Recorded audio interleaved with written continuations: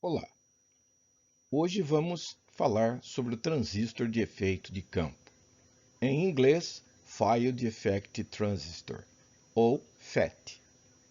Também vamos falar sobre o MOSFET.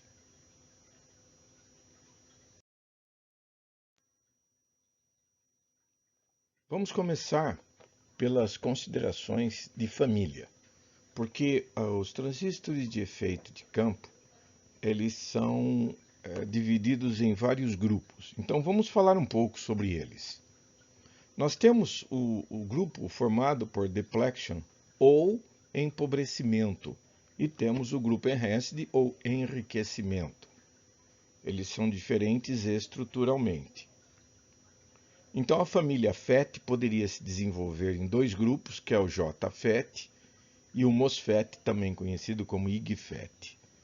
O MOSFET e o FET, o JFET, são dois elementos que compõem o conjunto básico, porque dentro de cada um deles nós temos dois tipos diferentes de canal. Nós podemos trabalhar com o canal N ou com o canal P, e isto também se reflete na família do MOSFET, mas de uma forma um pouco diferente. Nós temos o MOSFET de enriquecimento, o MOSFET de empobrecimento. Eles são conhecidos tecnicamente por enhancement ou depletion. Se nós não nos lembrarmos do nome técnico, às vezes vai ser meio difícil ler algum texto que venha de fora.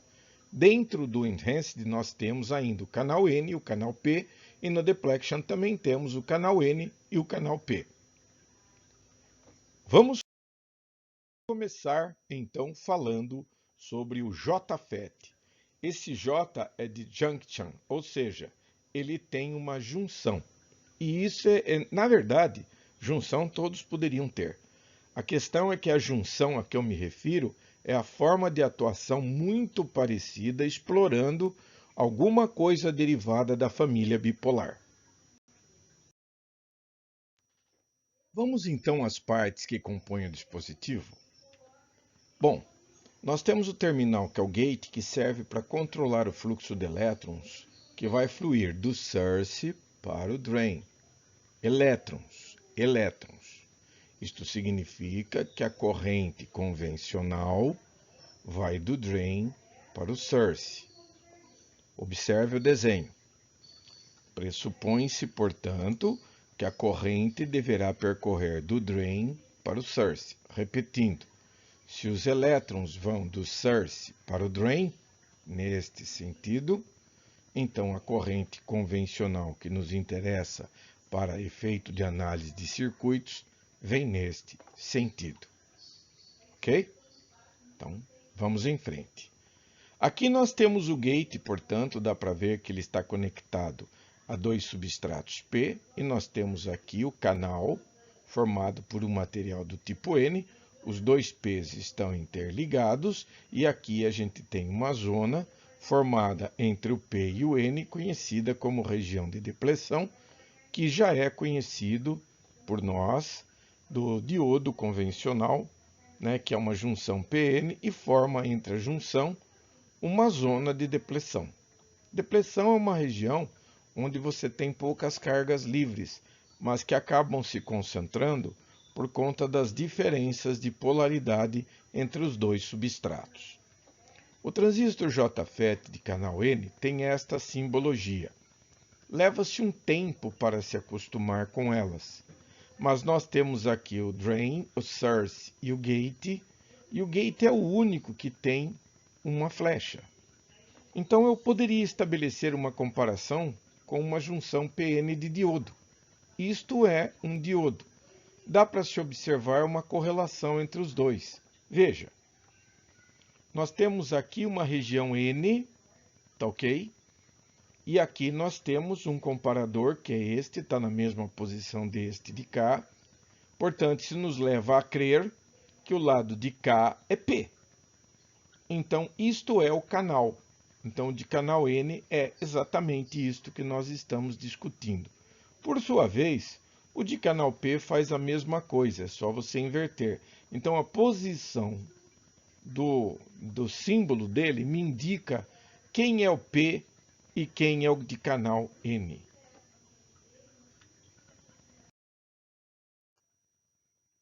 Deixando aqui só para que nós mantenhamos esse foco, vamos traçar novamente ele. Mas agora, nós vamos aplicar algumas coisas aqui para ajudar a compreender o significado disto aqui. Então vejamos. Aqui estou realçando agora em amarelo a região de depressão. Estou aplicando um potencial, tudo bem? Um potencial que está com o negativo aqui e o positivo aqui.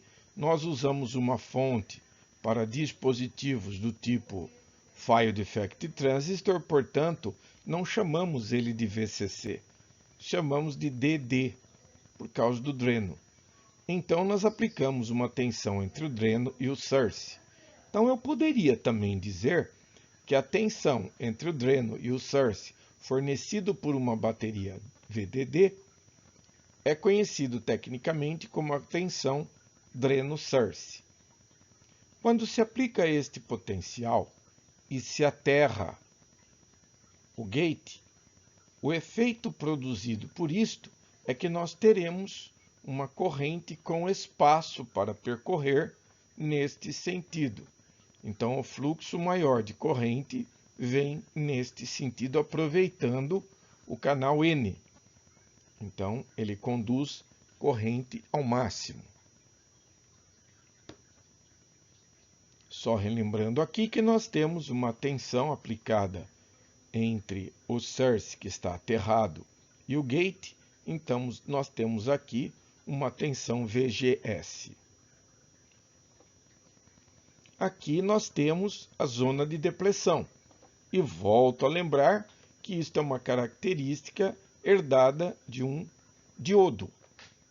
Na verdade, só o fato de você colocar esse pequeno segmento aqui dentro de um substrato N, você automaticamente cria esta região de polarização. Isso é um fato normal. Mas, à medida que nós elevamos esta tensão, a tensão VDS, o fluxo de corrente aumenta até o limite que o canal suporta. Ele vai ao máximo. Mas, à medida que nós aplicamos uma tensão entre o substrato N e o P no VG, então nós temos aqui o gate source. Olhe que interessante, quanto mais negativa for esta tensão, maior será esta zona vazia. Com o tempo, isto tende a estrangular, ou seja, reduz o espaço de passagem da corrente. Nós chamamos isto de estrangulamento do canal.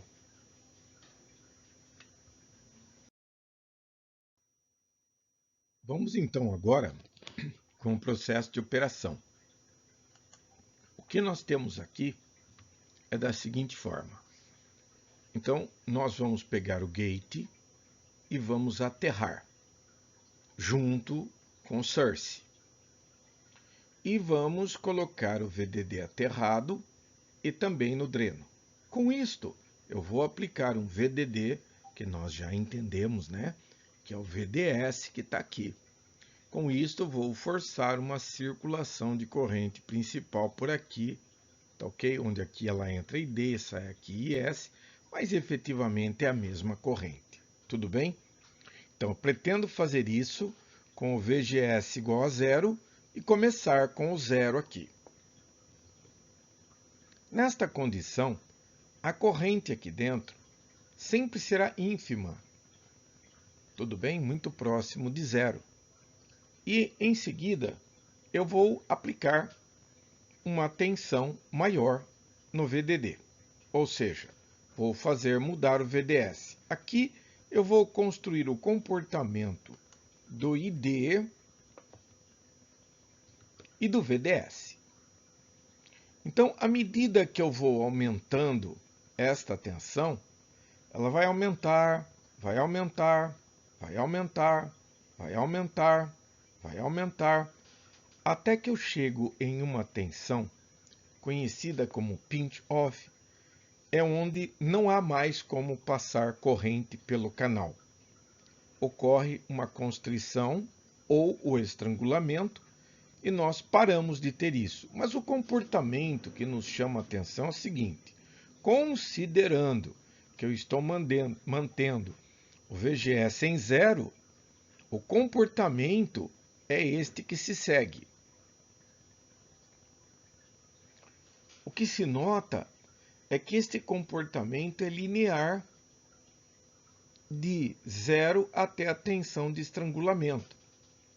Este comportamento é muito interessante e vai ser chamado à tona várias vezes por representar a resistência do canal.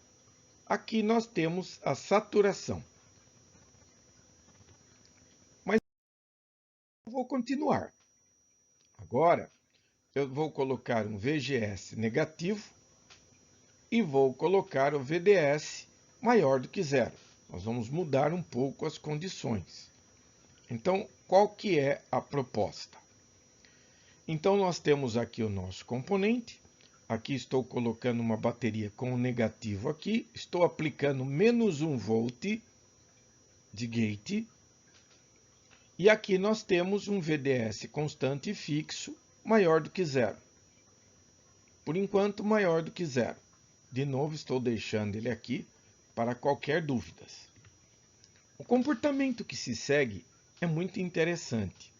Se eu tivesse apenas este gráfico, ele deveria constar apenas desta curva. Mas é interessante mostrar para vocês o seguinte: observe que nós estamos diminuindo à medida que nós tornamos isto mais negativo. Nós estamos diminuindo, ok? O VGS, então aqui é para 0, aqui é para 1. O que se observa é que a corrente de saturação em 0 é muito alta. Quando nós colocamos VGS negativo em menos 1, a corrente de saturação máxima reduziu dramaticamente. E ela vai fazer isto quanto mais negativo se torna o VGS. Ok? E aqui a gente pode aumentar à vontade, porque na realidade você vai partir de zero e vai até o limite do componente estabelecido pelo datasheet. Porque se você passar uma tensão muito alta, obviamente que você vai danificar o dispositivo. Como nós observamos, quanto mais negativo se torna este elemento VGS, nós observamos que o VDS max vai se tornando menor. Nós estamos estrangulando, até para você, depois eu vou mostrar com mais detalhes, mas esta é a linha de estrangulamento para zero de VGS. Se eu tornar o VGS mais negativo, dá para a gente observar que o estrangulamento se deslocou para cá. Dá para observar que o deslocamento do estrangulamento se deslocou para cá. O estrangulamento se deslocou para cá. Ou seja, estou tornando o caminho mais difícil quanto menor for o VGS, considerando ele como negativo ainda, né? Então, menos 2 é menor do que menos 1.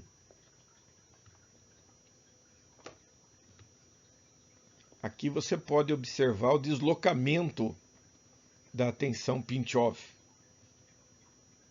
Ok?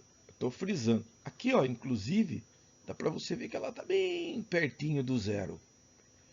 Quando o VGS for igual a menos VP, porque o VGS está diminuindo, né? Mas quando ele for igual a este valor daqui do pinch-off, porque observe que aqui o pinch-off está neste ponto. Eu diminuo, o pinch-off está neste ponto. Vai ter uma hora que os dois vão se igualar. O FET desliga. Ele está completamente estrangulado e a corrente de circulação é zero. Essa tensão limite dele, nós chamamos de VGS off. Ela também, quer dizer, é o pinch off, tá ok? Mas ela é conhecida também como VGS off.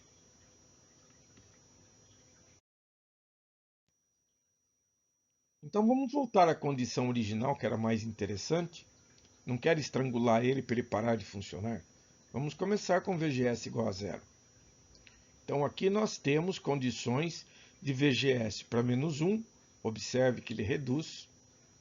Eu quero que você note que a máxima condução é quando nós temos o VGS em 0, nós temos aqui 8 mA passando pelo canal.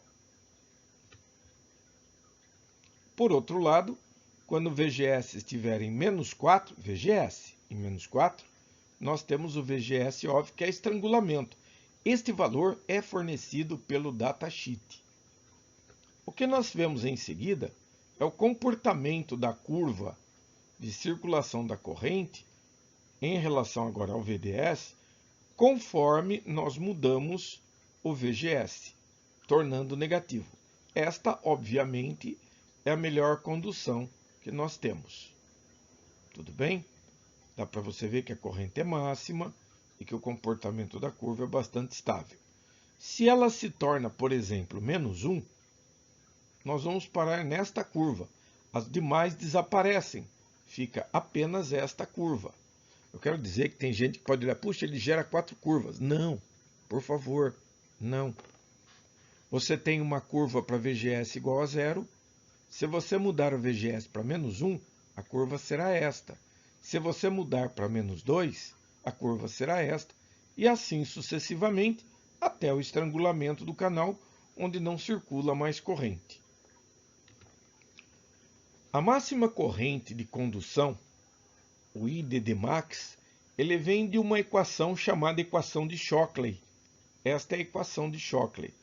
Aqui é interessante mostrar para vocês o seguinte: quem são esses elementos? Bom, o VGS depende de qual deles você resolveu analisar, tudo bem? Por exemplo, você pode estar trabalhando em cima desta curva. Então aqui nós temos o valor de IDS, né? Está aqui, ó. Ele está mais ou menos neste ponto. Deve ser alguma coisa em torno de 4,5, ok? Para VGS igual a menos 1. E quem é o VGS off? Lembrando que é fornecido pelo datasheet, no nosso caso é menos 4.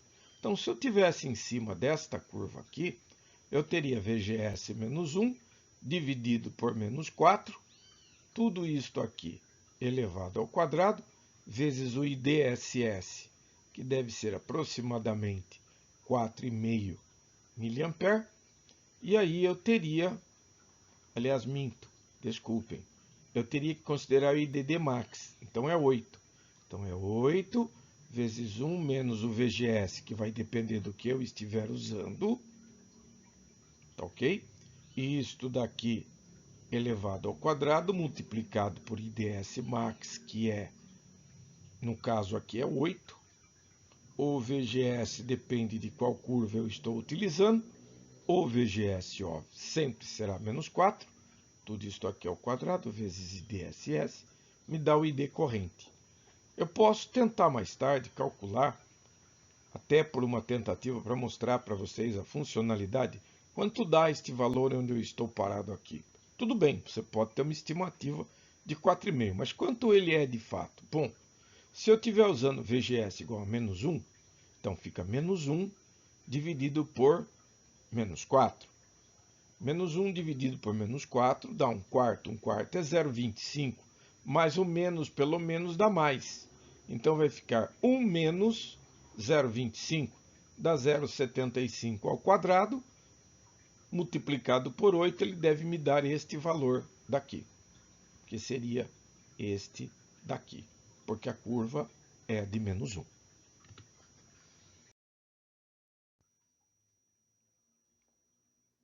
Então, aqui nós podemos discutir umas outras coisas interessantes. Puxei aquela curva para que nós pudéssemos observar alguns fenômenos interessantes aqui para nós. Para isso, estou considerando VGS menor que 0, então não seria este, qualquer um deles me interessaria, e o VDS, alguma coisa aqui que eu vou escolher.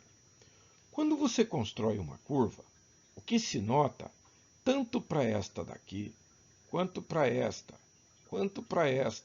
ou mesmo para esta, que à medida que você aumenta a tensão, aumenta a corrente. Aumenta a tensão, aumenta a corrente. Esta região forma uma linha reta inclinada muito interessante. Ela é como se fosse um resistor. Isso aqui é uma área que se comporta como um resistor. Então, até a tensão de pinch off, lógico que aqui esse pinch off é para 0. Se eu estiver usando a -1, meu pinch off está bem aqui, ó. É uma reta que passa por aqui. Tudo bem? Vamos em frente. Bom, já considerando isso, eu estou destacando ela, nós temos a região de saturação. Pode observar que a partir deste ponto, qualquer valor de VDS não aumenta a corrente de passagem do canal. Por quê? Porque é conhecido como região de saturação. Não tem mais como passar corrente pelo canal. É o máximo que ele consegue passar. Mas nesta região, o JFET se comporta como um resistor controlado pela tensão. A tensão aplicada entre o gate e o source. Tanto é sólida essa definição que é possível nós calcularmos quanto vale a resistência entre o dreno source, que é a resistência do canal, utilizando esta equação. Esta equação me revela de novo o seguinte. Primeiro, você está usando qual VGS? Por exemplo, -1, porque estou considerando menor que 0. Então, estou usando esta curva daqui. Claro que a inclinação desta reta é diferente desta, é diferente desta, é diferente desta. Mas ela tem, qualquer uma delas, tem um comportamento resistivo. Então, o que nós fazemos? Vamos trabalhar com este canal. Então, -1 dividido por VGS off. O VGS off já foi mostrado para a gente, que é -4, né? Está aqui marcado, ó. Ok? Então, eu estaria usando -1 sobre -4 ao quadrado. E a resistência DS do canal off, ela é tirada do datasheet. Mas nós podemos lembrar que isso aqui poderia ser representado desta forma. Isto aqui nós temos como sendo a fonte que fornece energia VDS, e isto representaria o comportamento do JFET. Interessante é que se eu estiver trabalhando nesta região, um resistor representa o FET. É como se isso aqui estivesse desligado e aqui tivesse apenas uma carga resistiva.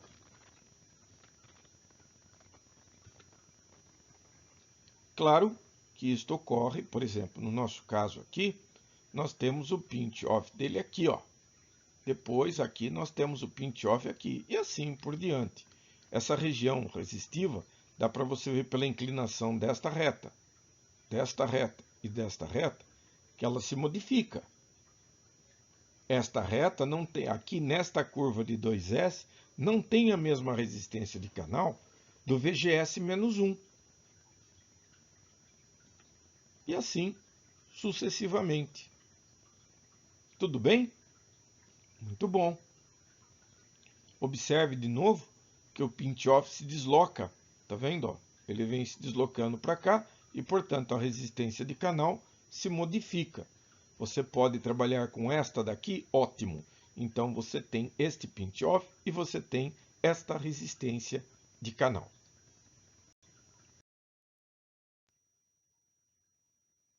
Só para dar uma ilustração mais real, eu aqui vou mostrar as características de um JFET, que é o MMBF 5457, ou então o 2N 5457. A única diferença é que este é do tipo soldagem em ilhas, né? Porque agora me fugiu o nome, acho que é PTH. E esse daqui é o SMD clássico, tá ok? Os dois são fabricação a mesma, é para montagens em placas diferentes. Então, estas são as informações que ele me manda do canal. Cadê o VGS off? Está aqui, ó. É o V-punch, né? O pinch off. É a máxima condição para ele desligar. Tá ok? Aqui existem outras informações que, conforme nós formos utilizando, eu vou mostrando para vocês.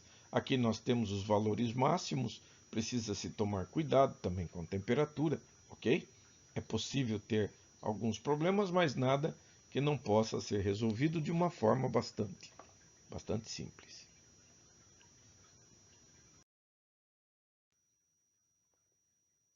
Transistor MOSFET. Bom, ele é um FET, Field Effect Transistor. Mas por que ele ganhou uma nova designação? Porque ele faz parte de um novo conjunto. Vamos mostrar as características. Bom, aqui nós temos uma outra condição diferente. Vamos falar novamente. Olha, eu tenho duas grandes ilhas do tipo N. E aqui nós temos o substrato, que é a maior parte do componente, do tipo P. Isto significa que nós vamos precisar criar uma passagem de corrente para que a corrente flua do dreno para o source. Aqui você tem um modelo real dele. Este material e este material, os dois são do mesmo tipo semicondutor. E nós temos um óxido, que aqui é o dióxido de silício, que foi colocado entre os componentes e os terminais. E aí, finalmente, nós temos um metal aqui, que são esses elementos de contato. Então, o que eu tenho aqui, na verdade, é metal óxido semicondutor. É daqui que vem o nome. Metal Oxide Semiconductor Field Effect Transistor. Tudo bem? O problema continua o mesmo. Eu vou fazer circular corrente entre o dreno e o source, controlado pela tensão aplicada no gate. Da mesma forma, nós temos o MOSFET de depressão de canal N e também temos o MOSFET de depressão de canal P. E o símbolo deles é diferente. Eu deixei ainda mais alguns detalhes para mostrar na página seguinte. Vamos lá. Olha aí. A simbologia é esta aqui. É a mais clássica que tem. Para que você se habitue com ela, de novo nós vamos apelar para a estrutura do diodo. Então está aqui o diodo. Você pode comparar este com este. Então eu poderia dizer que este lado de cá é o lado N. É isto? Então nós temos aqui um N MOSFET. É um MOSFET de canal N. E aqui nós sabemos que o lado de cá é P, portanto nós podemos dizer que eu tenho um PMOS, que é um MOSFET de canal P. Então, de novo, o diodo me ajuda a identificar o canal. Vamos entender um pouco melhor essa situação. Aqui nós temos um componente real, é um MOSFET IRF540NPBF, e a gente vai analisar o mesmo diagrama já montado. Tudo bem?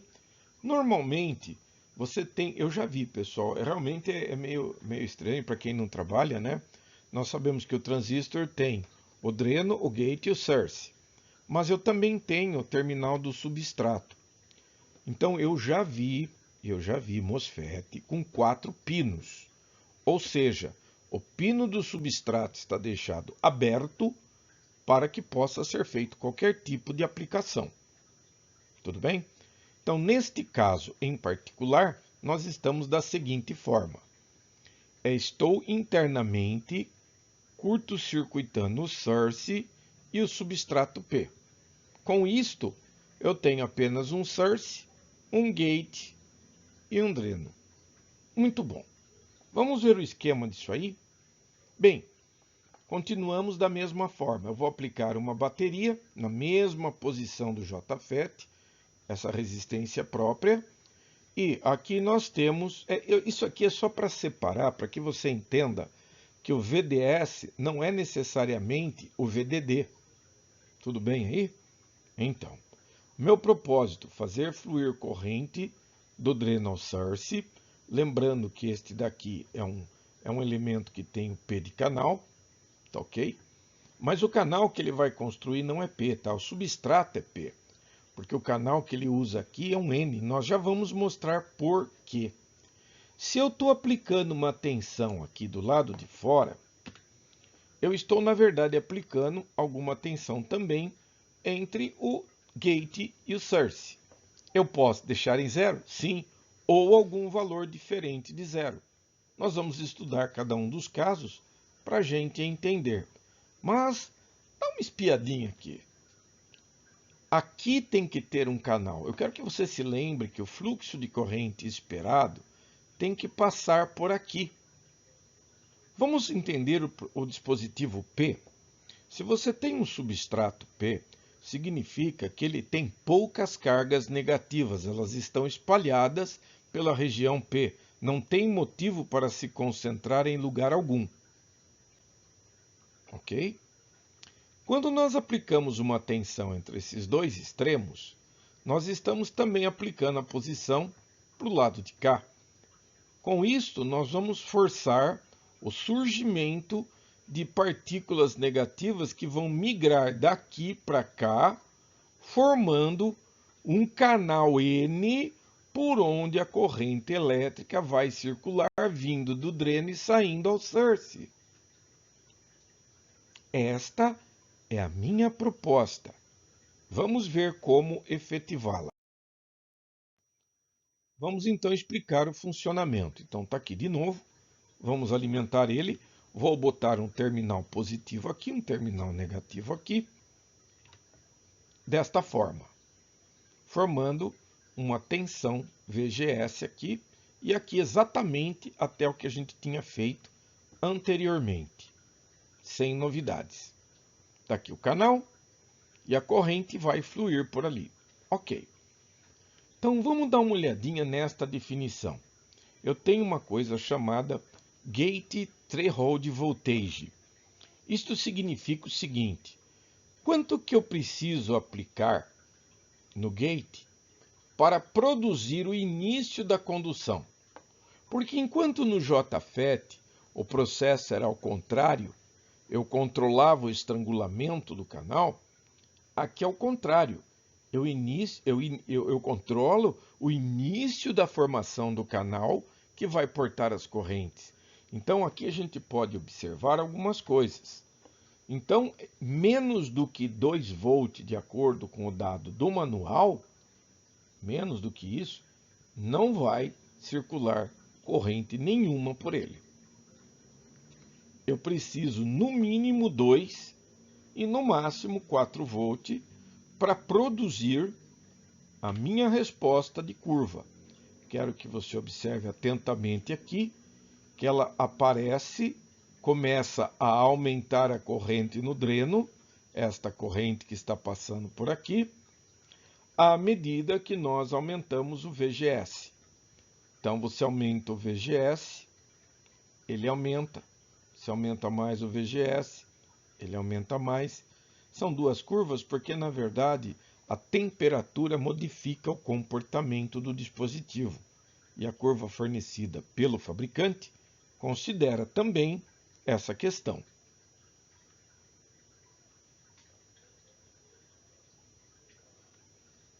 Então, está aqui a marcação, ok? Para você não se esquecer.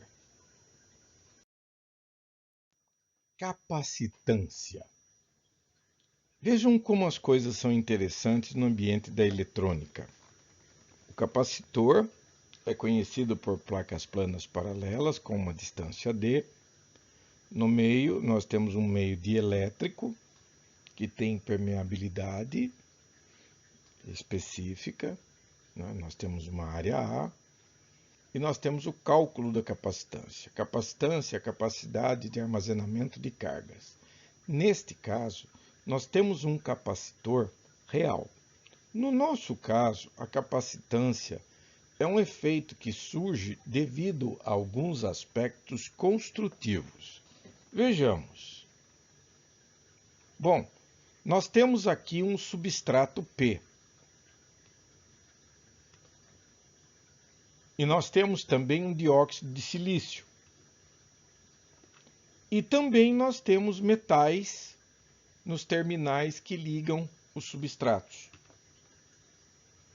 Isto constitui um capacitor por excelência. Ele não é desejado, não está, entre aspas, previsto, mas é um fato. Não é um capacitor, mas tem características de.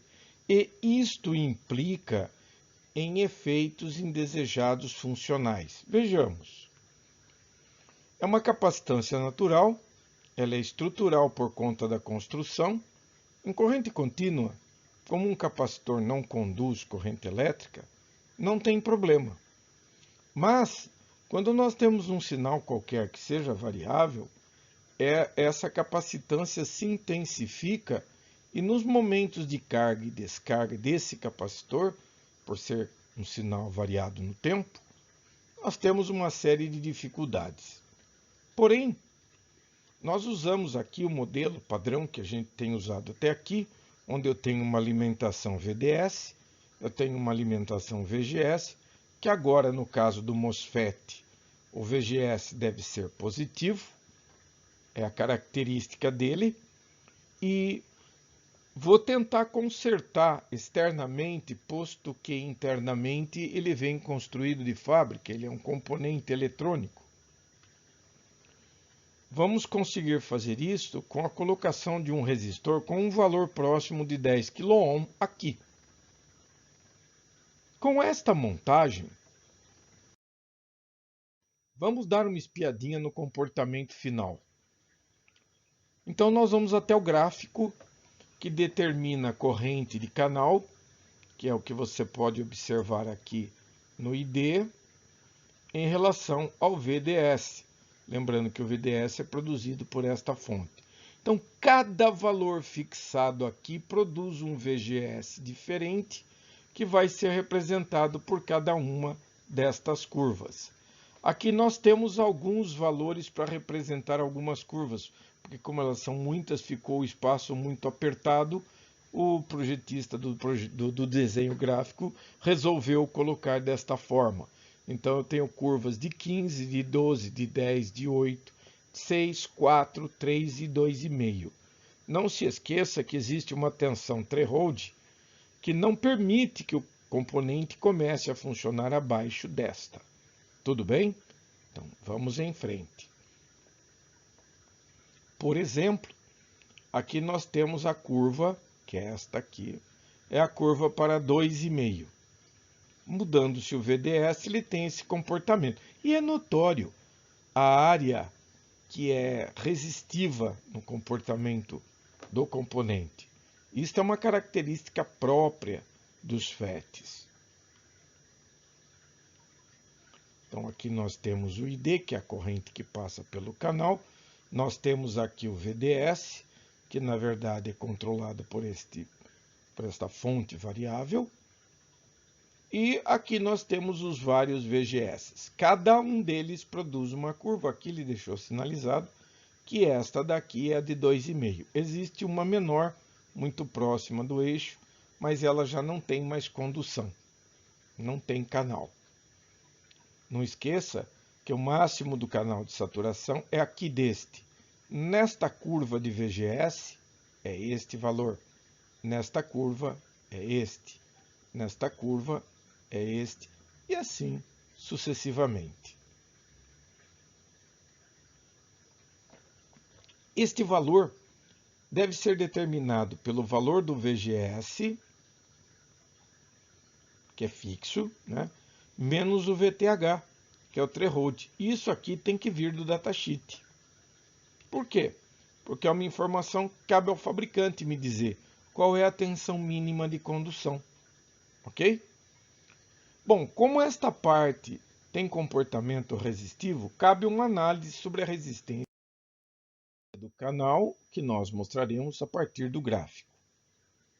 Bom, para nós, o que vai importar é só dá para estudar apenas uma das curvas, obviamente. Então, nós vamos tomar alguns cuidados.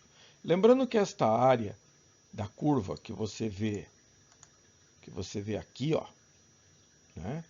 Então, vou envolver tensão e corrente.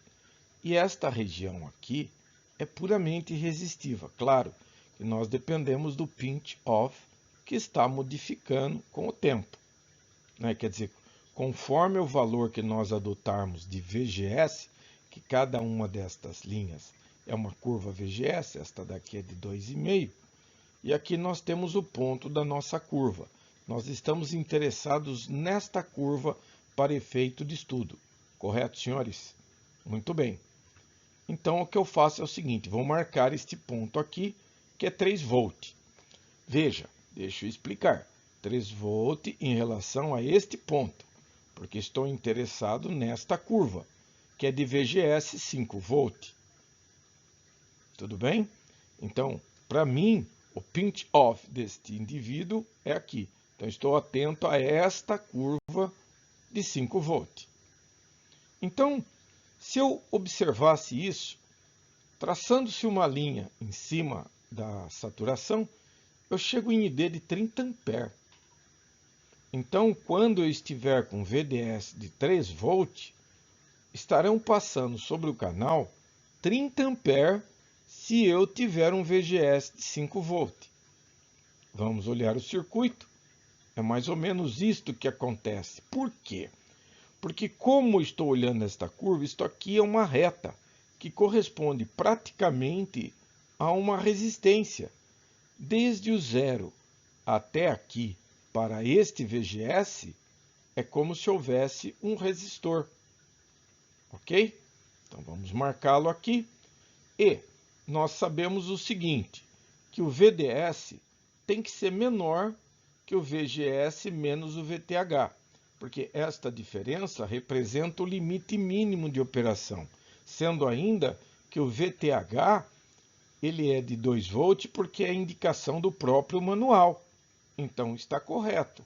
Estou trabalhando em tensões baixas aqui para chegar a um valor de VDS que não pode ser maior do que os 3 volts.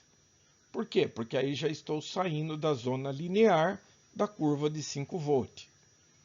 Nesta condição, eu posso determinar por meio desta imagem o valor do resistor. Por quê? Porque aqui eu tenho tensão e aqui eu tenho corrente. Então, eu tenho, na verdade, a resistência do canal como sendo variação de VDS dividido por variação de ID. Como o ID é 30, de 0 até 30, e o VDS vai de 3 até 0, nós temos aqui uma região que tem um triângulo aqui, que corresponde a uma base de 3 e uma altura de 30. Isso daí me informa o valor da resistência. Tensão dividido por corrente, de acordo com a lei de Ohm, me diz que a resistência do canal é de 0,1 ohm, quando eu estiver trabalhando com VGS de 5 volt. Nós temos esses detalhes expressos no datasheet. Então, ele me dá uma série de valores informativos. Um deles é o RDS, ou seja, a resistência estática de canal para cada VGS. Então, nós temos diversos informadores. Aqui a unidade em ohm, 0,1, mas nós temos esta situação. Esta é a que nós escolhemos. Nós nunca podemos ter uma coisa que possa ser resolvida aleatoriamente. O que é que eu fiz? Eu coloquei um VGS de 5 volts, é aquela curva mais alta, né? Está mais ou menos quase no topo. E nós pegamos e aplicamos 0,1 ohm. Nesta condição, a corrente VGS permite um ID de 9 A.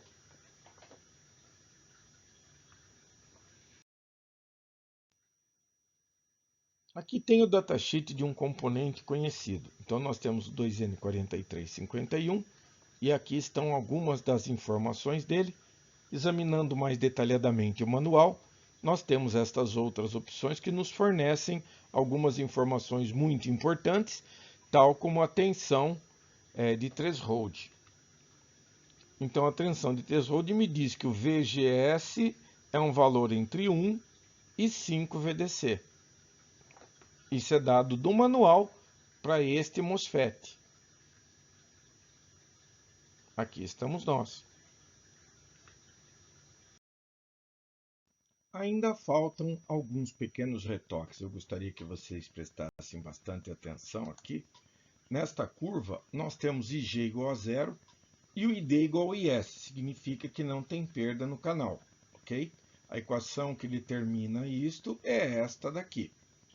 Este é o gráfico produzido de VGS por ID. Então note, o VGS dele é muito interessante porque o pinch-off dele é negativo, abaixo de zero. Aqui está o eixo, ou seja, a maior corrente que nós podemos ter é esta deste ponto aqui. Isso é característica de MOSFET de depressão. Nessa mesma situação, nós podemos dizer que eu tenho um VGS baixo, geralmente ele é negativo, e nós temos, porque também é possível você conseguir um pouco mais, mas não é real. E o VP vai ser sempre menor do que zero para os de depressão. Mas nós também temos o outro gráfico aqui, onde nós temos um tipo de MOSFET, onde eu tenho algumas características um pouco mais interessantes. Isso aqui depende da família de componentes, porque é um aspecto construtivo. Eu quero que você note que isto aqui é clássico do JFET. E isto é MOSFET. Então existe esse daqui, por ter uma barra contínua, é só para lembrar que ele é de depressão. Este aqui é um outro MOSFET, mas note que este daqui, ó, ele tem características muito similares aos JFET, apesar deste ser um MOSFET. E aqui nós temos um MOSFET diferente, que é o MOSFET da Enhanced. O Enhanced ele é um pouco diferente por questões de construção de dopagens. Então nós temos um comportamento bastante interessante, onde o VGS threshold, que é o ponto de partida dele, é positivo, de uma forma ou de outra. E todos os VGS estarão do lado positivo. Ele não conduz com VGS negativo, nem com zero. É uma característica construtiva. Para isso eu tenho um VGS alto e uma tensão de pinch-off positiva. Note que o pinch-off aqui é negativo. O meu pinch-off aqui ele é positivo.